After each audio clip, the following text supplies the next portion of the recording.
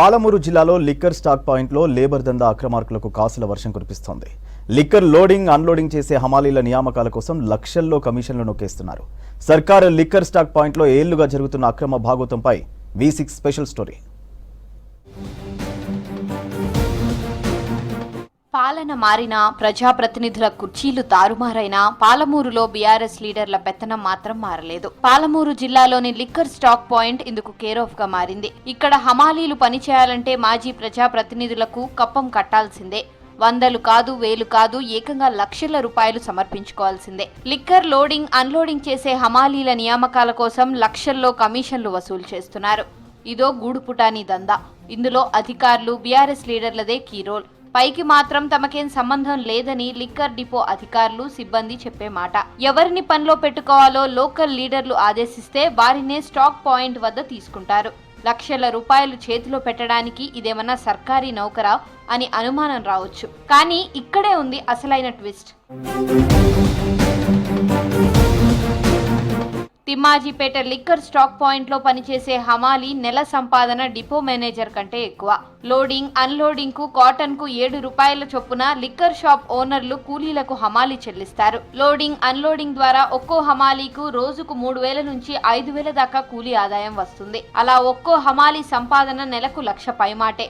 అందుకే liquor stock point హమాలీ post కు అంత డిమాండ్. అలా ఒక్క హమాలీని పనిలో పెట్టాలంటే 5 నుంచి 10 లక్షల ధర పలుకుతోంది. కొంతమంది లోకల్ లీడర్లు సిండికేట్ గా మారి ఈ తరహా దందా నడిపిస్తున్నారు. అధికారులు తాజా మాజీ ప్రజాప్రతినిధులు కుమ్మక్కై ఎవరు ఎక్కువ డబ్బులిస్తే వారిని పనిలో పెట్టుకోవాలని డిసైడ్ చేస్తారు. ఏళ్లుగా లిక్కర్ డిపోలో పెత్తనం సాగిస్తున్నారు. ఈ డిపోలో ప్రస్తుతం 72 మంది హమాలీలు పనిచేస్తున్నారు. అందరి నుంచి కమిషన్లు రాబట్టిన తర్వాతే పనిలో పెట్టుకున్నారు. గత ప్రభుత్వంలో ఉన్న టీఆర్ఎస్ నాయకులు వాళ్ళు ఒక్కొక్కరితో 5 లక్షలతో అంటే డిమాండ్ చేసి తీసుకొని ఇంట్లో పెట్టిస్తామని కొంతమంది మోసం చేశారు, కొంతమంది తీసుకుని పైసలు ఇచ్చారు.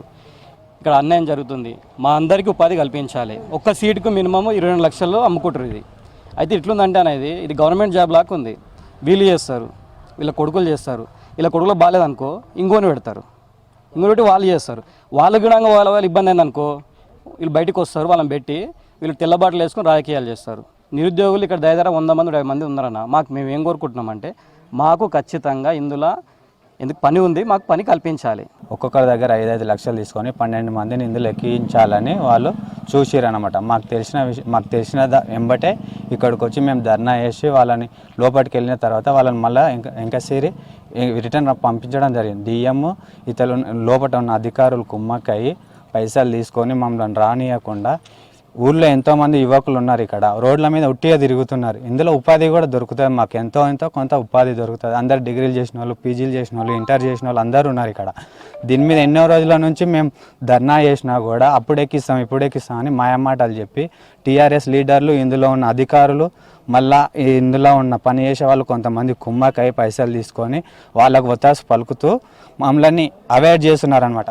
రెక్కల కష్టం చేసి కాటన్లు మోసే హమాలీలు కూలీ డబ్బులు తీసుకుంటే తప్పులేదు. కానీ వారి పేరుతో రాజకీయ ముసుగు కప్పుకున్న కొంతమంది వ్యక్తులు వారి కష్టాన్ని తన్నుకుపోతున్నారు. పవర్ పోయినా ప్రవర్తన మాత్రం మారలేదు. తాము చెప్పిందే వేదం అన్నట్లుగా లిక్కర్ డిపో అధికారులు నడుచుకుంటున్నారు. వారి ఆజ్ఞలను శిరసా వహిస్తున్నారు. ఎక్కడ తమ వాటాలో వజన్ తక్కువవుతుందోనని ఎవరిని పడితే వారిని లేబర్గా పెట్టుకోరు. ఉమ్మడి మహబూబ్ నగర్ జిల్లాలో మొత్తం 230 లిక్కర్ షాపులు, 37 బార్లున్నాయి. వీటికి 2 స్టాక్ పాయింట్ల ద్వారా మద్యం సరఫరా అవుతుంది. తిమ్మాజీపేట, కొత్తకోట స్టాక్ పాయింట్ల నుంచి బీర్స్, లిక్కర్ సప్లై అవుతుంది. తిమ్మాజీపేట స్టాక్ పాయింట్ పరిధిలో మొత్తం 155 వైన్ షాపులున్నాయి, 20 బార్లున్నాయి. ఇక్కడ నుంచి సగటున రోజుకు 20 లారీల లిక్కర్ లోడ్ అవుతుంది. యావరేజ్ గా 70 వరకు వైన్ షాపులకు లిక్కర్ లోడింగ్ అవుతుంది. కాటన్ కు 7 రూపాయల చొప్పున లారీలో సుమారు 900 కాటన్ల వరకు లిక్కర్ ఉంటుంది. వారంలో సోమ, శనివారం లోడింగ్ ఎక్కువగా ఉంటుంది. సేల్స్ యావరేజ్ ఉంది. బీర్ మాత్రం షార్టేజ్ ఉన్నది. బీర్ టప్పులు ఇలా బాగా నచ్చినాయి. కొన్ని రేషన్ ఉంటే అవి రేషన్ తీసేసినాం. 2 రూపాయలు చెప్తారు. మనకు హెడ్ ఆఫీసులు పర్మిషన్ ఇస్తే దాంతో పాటు మేము చేస్తాం తప్ప వీళ్ళు చెప్పినా అధికారులు బయట వాళ్ళు చెప్పినా మేము చేయం. మాకు హెడ్ ఆఫీస్కి వెళ్ళి రిటర్న్గా ఉంటేనే ఏదన్నా చేస్తాం. ఏముండదు వాళ్ళకు ఫిక్స్గానే ఏముండదు. వాళ్ళు ఎంత అన్లోడ్ చేసి ఎంత ఇష్యూ చేస్తే దాన్ని బట్టి ఉంటుంది.